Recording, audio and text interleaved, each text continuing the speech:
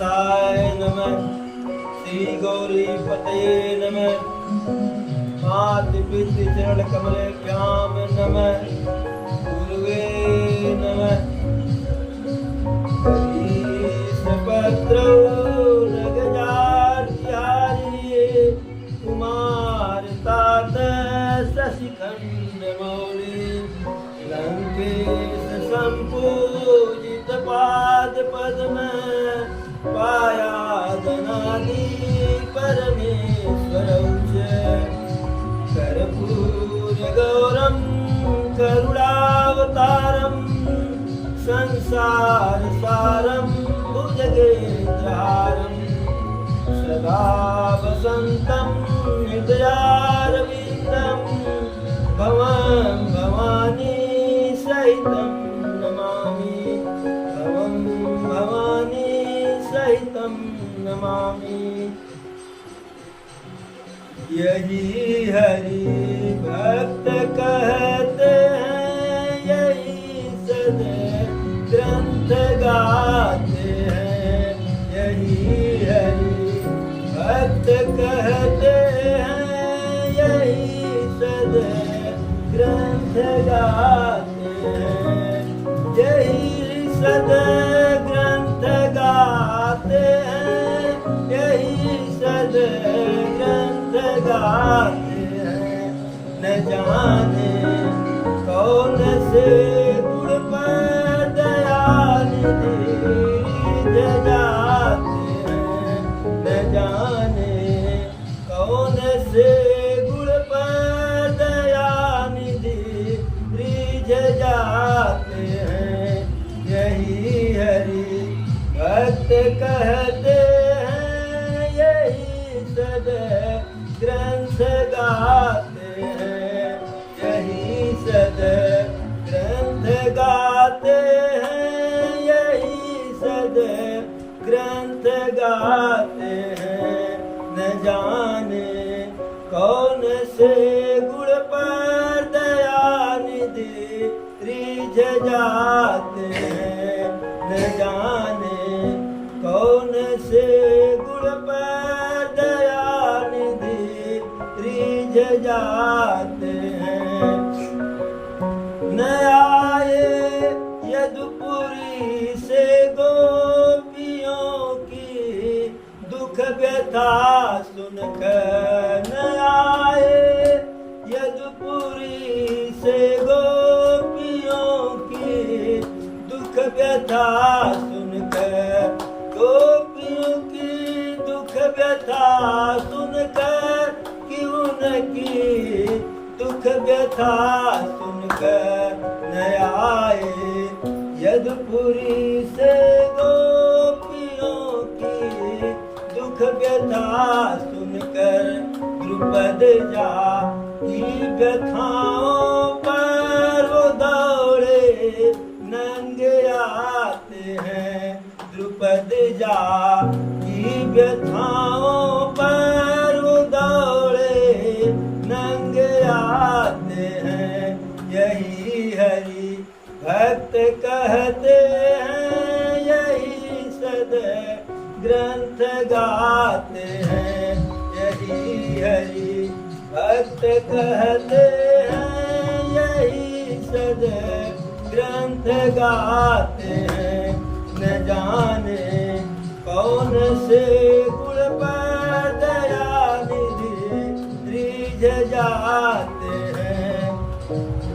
न रोए बन गमन पे पिता की वेदनाओं पर। न रोए बन गमन पे पिता की वेदनाओं पे। पिता की वेदनाओं पे, पिता की वेदनाओं पे। उठा निज गोद में गिद्ध को दयानिधि आंसू बहाते हैं। उठा निज गोद में गिद्ध को दयानिधि आंसू बहाते हैं। यही हरि भक्त कहते हैं यही सदैव ग्रंथ गाते हैं, यही हरि भक्त कहते हैं यही सदैव ग्रंथ गाते हैं। न जाने कौन से गुण पर दया निधि रिझ जाते हैं, नहीं स्वीकार करते हैं निमंत्रण नृप सुयोधन का, नहीं स्वीकार करते हैं निमंत्रण नृप सुयोधन का, निमंत्रण नृप सुयोधन का, निमंत्रण नृप सुयोधन का। विदुर घर जाके वो भोग छिले को काल गाते हैं, विदुर घर जाके भोग छिले को काल गाते हैं, यही हरि भक्त कहते हैं यही सदैव ग्रंथ गाते हैं, यही सदैव ग्रंथ गाते हैं, यही सदैव ग्रंथ गाते हैं। न जाने कौन से गुण पर दया निधि रिझ जाते हैं, कठिनता से चरण धोकर मिला कुछ बिंदु विधि हरि को, कठिनता से चरण धोकर मिला कुछ बिंदु विधि हरि को, मिला कुछ बिंदु विधि हरि को, मिला कुछ बिंदु विधि हरि को। स्वयं के वट के घर जाकर वो चरणों तक लुटाते हैं, स्वयं के वट के घर जाकर वो चरणों तक लुटाते हैं, यही हरि भक्त कहते हैं यही सदैव ग्रंथ गाते हैं, यही सदैव ग्रंथ गाते हैं, यही सदैव ग्रंथ गाते हैं। न जाने कौन से गुण पर दया निधि रिझ जाते हैं। एक बार बोल सच्चे भगवान की जय, राघव सरकार की जय, चारों भैयन की जय, चारों मैयन की जय, अपने अपने माता पिता की जय, अपने अपने गुरु गोविंद की जय। जय सीताराम। दीनानाथ कब किसके ऊपर प्रसन्न हो जाएंगे, यह जो है समझ पाना बड़ा कठिन है। इसी की चर्चा सदग्रंथों में भी गाई गई है और प्रभु के भक्त भी गाते हैं। यही हरि भक्त कहते हैं, यही सदैव ग्रंथ गाते हैं, न जाने कौन से गुण पर दया निधि रिझ जाते हैं। किस गुण पर किसके ऊपर रिझेंगे यह पता नहीं है। प्रभु जब वन को जाने लगे, दशरथ जी रोते रोते उनका प्राण निकल गया, लेकिन प्रभु वहां सिर्फ फॉर्मेलिटी में थोड़ा सा रुके थे। और वही प्रभु वन में जटाई को अपने गोद में उठा करके पुकार छोड़ दिए। मथुरा से, वृंदावन से, गोकुल से जब कन्हैया मथुरा के लिए गए, कह करके गए थे कि जा रहे हैं परसों, और नहीं परसों तो एक पखवाड़े तक 15 दिन में आ जाएंगे। इधर माता यशोदा का सारे ग्वाल बाल का गोपियों का रोते रोते हाल बेहाल हो गया। लेकिन मथुरा और गोकुल के बीच में मात्र यमुना नदी का अंतर है। इस पार गोकुल यमुना के, उस पार मथुरा। दूरी अगर आप देखिए तो ज्यादा 10-12 किलोमीटर, मैक्सिमम 8-10 किलोमीटर। लेकिन वहां से कन्हैया नहीं आए, और वही कन्हैया द्रौपदी के पुकार पर जो है द्वारिका से दौड़े दौड़े आए। गरुड़ भगवान कहें कि प्रभु हमारे ऊपर आप जो है बैठ जाइए, हम जल्दी से पहुंचा देंगे। गरुड़ कहे कि लड़ब तोहार काम, उड़ब हमार काम, और क्षण भर में तुम्हें हम हस्तिनापुर पहुंचाए देंगे। कन्हैया कहे हमें विश्वास नहीं है, आज हमें अपने जो है पैरों पर विश्वास करना पड़ेगा। कन्हैया वहां से चले दौड़ते दौड़ते, इतना तेज दौड़े कि जमीन पर नहीं चल रहे हैं, आसमान में उड़ रहे हैं। फिर भी कन्हैया को लगा कि कहीं ऐसा न हो हमसे विलंब हो जाए, तो द्रौपदी को प्रथम सुरक्षा देने के लिए उठा करके अपने पीताम्बर को फेंक दिए। अब आगे आगे पीताम्बर उड़ते हुए जा रहा, उसके पीछे पीछे कन्हैया आकाश में उड़ते हुए जा रहे हैं, और कन्हैया के पीछे पीछे गरुड़ भगवान जा रहे हैं। तो गोपियों के, माँ यशोदा के ग्वाल बाल के बुलाने पर मथुरा से नहीं आए, 8-10 किलोमीटर की दूरी पर थे। और जब द्रौपदी बुलाई तो द्वारिका से चले आए। फिर दुर्योधन कहा कि आपके लिए हम 56 भोग की व्यवस्था किए हैं। जो जो भोजन में वर्णन होता है, जिस जिस प्रकार का जैसा स्वादिष्ट भोजन होता है, वैसे भोजन की व्यवस्था है।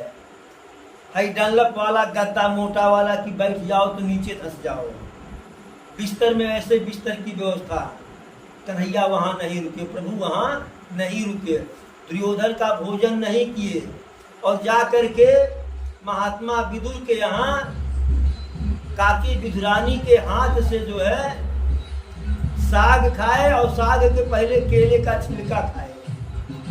जैसे कन्हैया पहुंचे तैसे विदुरानी बिल्कुल मगन हो गई कि हमारे यहाँ कन्हैया आए हैं। पका हुआ केला रखी थी, कन्हैया को चारपाई पर बैठाई, नीचे पैर के पास अपने बैठ गई, और इतना जो है प्रेम में विभोर हो गई कि केले को छील रही है, गुद्दा फेंक दे रही है, छिलका जो है खिला रही है, और कन्हैया उतने मगन होकर के छिलका खा रहे हैं। इतने में महात्मा विदुर आ गए, कह रहे विदुरानी यह क्या कर रही हो? महात्मा विदुर के पत्नी का नाम था विदुरानी। कहे यह क्या कर रही हो? कहे तो हम तो भूल ही गए थे कि छिलका खिला रहे हैं कि जो है केला खिला रहे हैं। कन्हैया से पूछे कि कन्हैया आप तो सब कुछ जानते थे। तो कहे काका हम भी खाने में इतना जो है मगन हो गए थे कि हम समझ ही नहीं पाए कि केला खा रहे हैं कि छिलका खा रहे हैं। तो प्रभु नहीं स्वीकार करते हैं निमंत्रण नृप सुयोधन का, विदुर घर जाके भोग छिले को का लगाते हैं।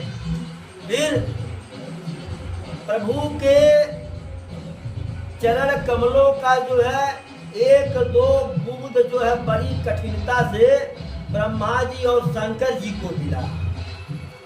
कठिनता से चरण धोकर मिला कुछ बिंदु विधि हरि को, यानी ब्रह्मा और शंकर जी को बड़ी कठिनाई से प्रभु के नारायण के चरणोदक का 1-2 बूंद जल मिला।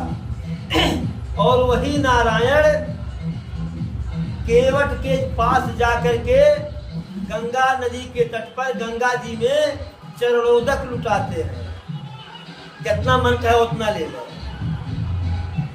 तो ऐसे हमारे प्रभु हैं, और ऐसे प्रभु को छोड़ करके यदि किसी का मन किसी दूसरे में लगता है तो समझिए कि वह आदमी इस संसार का सबसे बड़ा भागा है।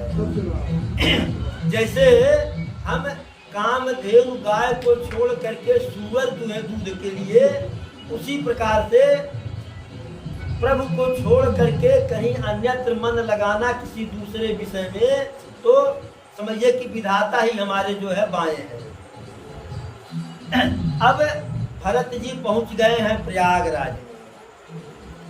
अरे भरत तीसरे पहर कहें कीन प्रवेश प्रयाग, कहत राम सिय उमगी उमगी अनुराग।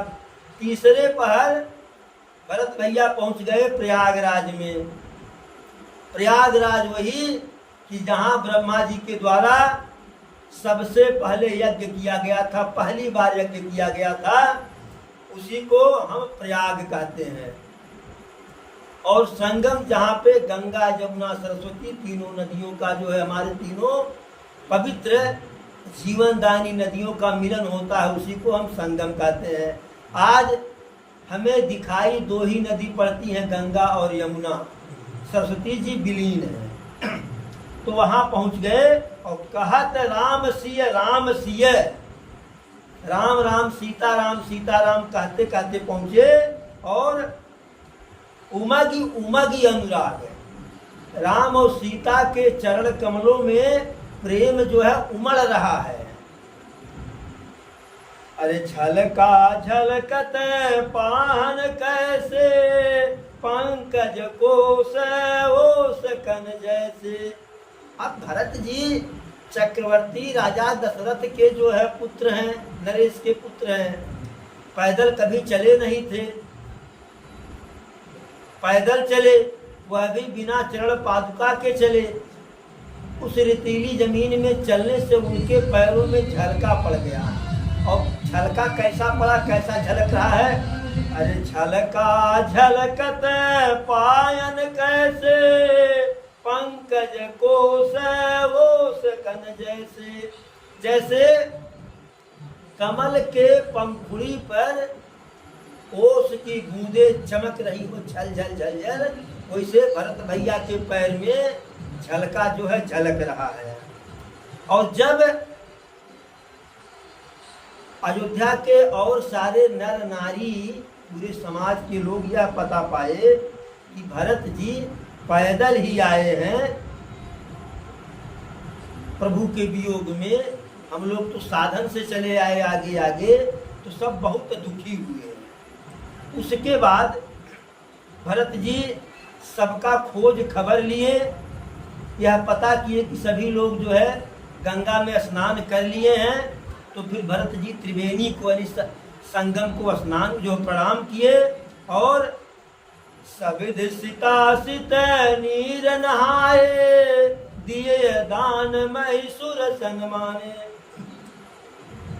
विधि पूर्वक स्नान की जो विधि होती है, उस विधि से सीतासित, श्यामल और धवल, यमुना जी का जल श्यामल है और गंगा जी का जल धवल है, सफेद है, उज्जवल है।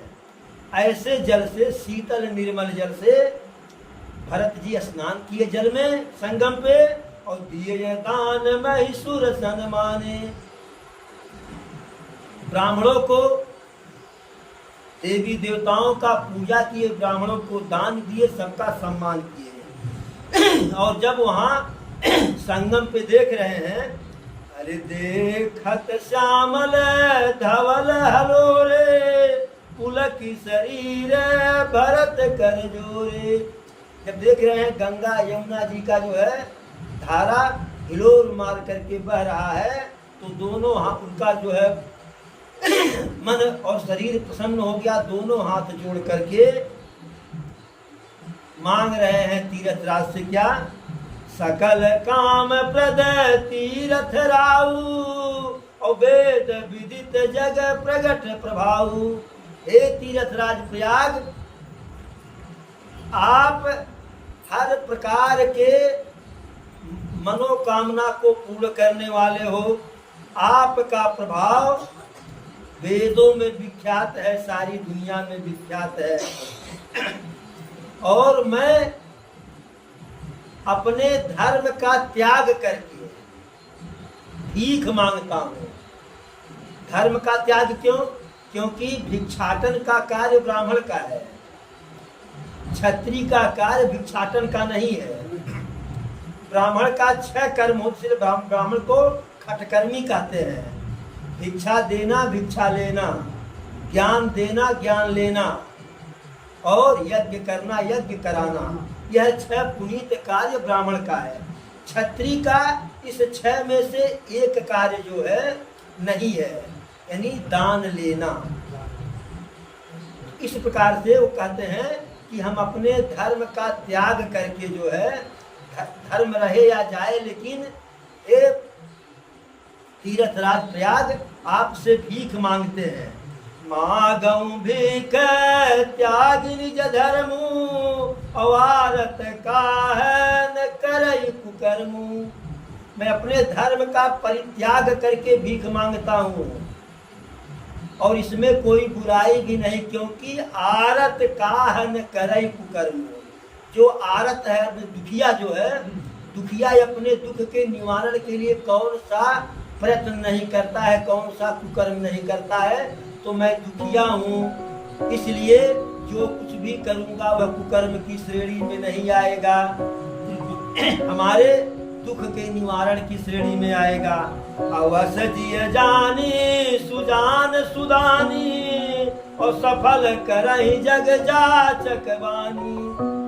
ऐसे में जो दानी सुलोमणि होते हैं, जो दानी होते हैं, वह यह नहीं सोचते हैं कि जो व्यक्ति मांग रहा है, मांगने वाला है, वह मांगने लायक है कि नहीं है। उसके दुख को देख करके जो दानी होते हैं वह उसके मांग को पूरा करते हैं। अर्थ न धर्म न काम रुचि, गति न चाहूं निर्वाण। जन्म जन्म रति राम पद, और यह वरदान नयान। न तो मुझको अर्थ चाहिए, अर्थ अर्थात धन के कन्या कहा है भरत जी को। न धर्म चाहिए, न काम चाहिए, और न मोक्ष चाहिए। व्यक्ति के 4 पुरुषार्थ ही होते हैं, धर्म अर्थ काम मोक्ष, लेकिन ये चारों नहीं चाहिए। क्या चाहिए? जन्म जन्म रति राम पद, यह वरदान नयान। जन्म जन्म जय जन्म जन्मू, तय जन्म प्रभु के चरण कमलों में हमारा प्रेम हो, अनुराग हो। सिर्फ एक ही वरदान आपसे हमें चाहिए, बाकी कोई दूसरा वरदान नहीं चाहिए। ऐसा जो है भरत जी भीख के रूप में संगम पे तीर्थराज प्रयाग से मांगते हैं। और फिर क्या कहते हैं?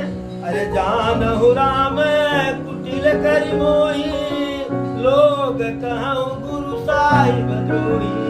सीताराम चरण रति मोरे, अनुदिन बढ़ई अनुग्रह तोरे। प्रभु हमें भले जाने कि मैं कुटिल हूँ, राम का विरोधी हूँ। राम भले जाने कि मैं उनका विरोधी हूँ। लोग मुझे भले कहें कि मैं अपने स्वामी राम का द्रोही हूँ, दुश्मन हूँ, लेकिन उसके बाद भी सीता राम चरण रति मोरे, अनुदिन बढ़ई अनुग्रह तोरे। सीता राम के चरणों में हमारा प्रेम अनुदिन, यानी दिन दिन प्रतिदिन जो है बढ़ता ही रहे। कैसे? अरे जल दु जन्म भरी सुरति विसारऊ, और जाचत जल बबि पान डारऊ। चाहे जल, चाहे बादल बरसात करने के अपने जो है कर्तव्य को भूल जाए, बादल बरसात न करे, जल न दे, जल के जगह पर जो है वह पत्थरों की वर्षा करे, लेकिन चातक रटनी घटय घट जाई, और बढ़े प्रेम सब भांति भलाई। फिर भी चातक का जो है, पपिया का रटना बादल से मांगना कि स्वाति का जल दे दो, स्वाति का जल दे दो, वह घटता नहीं है, वह उसका प्रेम उसमें बढ़ता ही रहता है। तो उसी प्रकार जो है प्रभु कुछ भी समझे, लेकिन हे तीर्थराज प्रयाग, हमारा प्रेम जो है प्रभु राम और मैया सीता के जो है चरणों में बना रहे।